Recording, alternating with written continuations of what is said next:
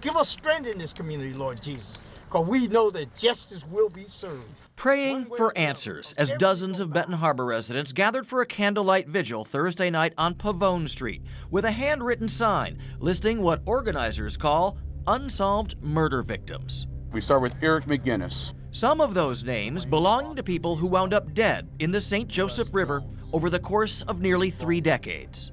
Timothy Bulldog Allen. Dwayne Flowers. We just want to know what happened to our people.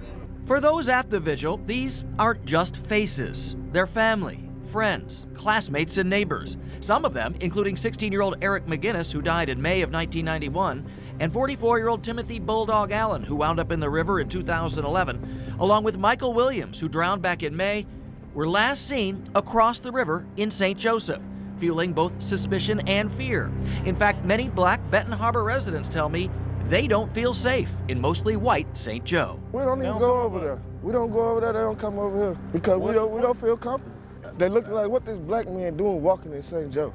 If you go over there, be aware of your surroundings. Be careful. I think it's very unsafe.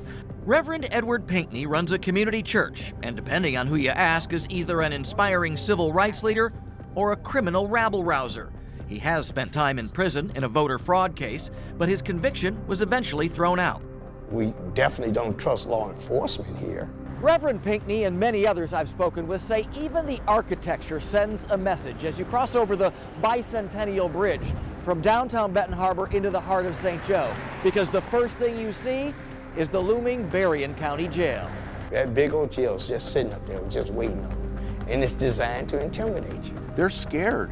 There's so many youths and so many even adults in their 70s that have never even crossed that bridge. Michael Hoy is the founder of the Benton Harbor Historical Preservation Society. He still shakes his head when people call his hometown and St. Joe the Twin Cities. Twins, but you know what? We're not identical. We never have been, we never will be. St. Joe is a prosperous 86% white beach community full of tourists in the summer. Downtown Benton Harbor is full of crumbling, vacant buildings, boarded up. The population is 85% black, with a median household income of less than $19,000 a year. There's no secret there's race retentions between the two communities. St. Joe's interim public safety director, Steve Neubecker, understands how the river divides the Twin Cities in more ways than one. I worked 10 years in the city of Benton Harbor on the Violent Crime Task Force. I heard stories from individuals that they were scared to come to St. Joseph. St. Joseph is an extremely safe community, and we welcome anybody of all races to our community. And when it comes to Benton Harbor residents turning up dead in the river, Neubecker maintains there's no killer out there targeting African Americans. The water is beautiful, the river is beautiful, but we also have to remember it is very dangerous. Since 1991, in our records, 30 people have drowned off the South Pier, the North Pier, and in the river, which is a substantial amount of people.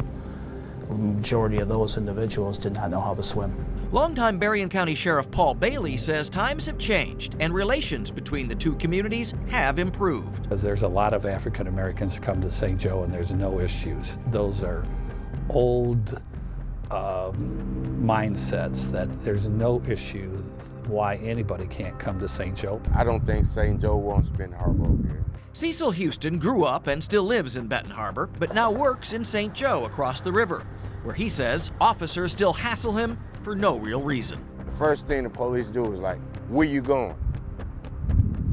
What's your name? Cecil walks to and from work regularly, but only during the daytime, he says.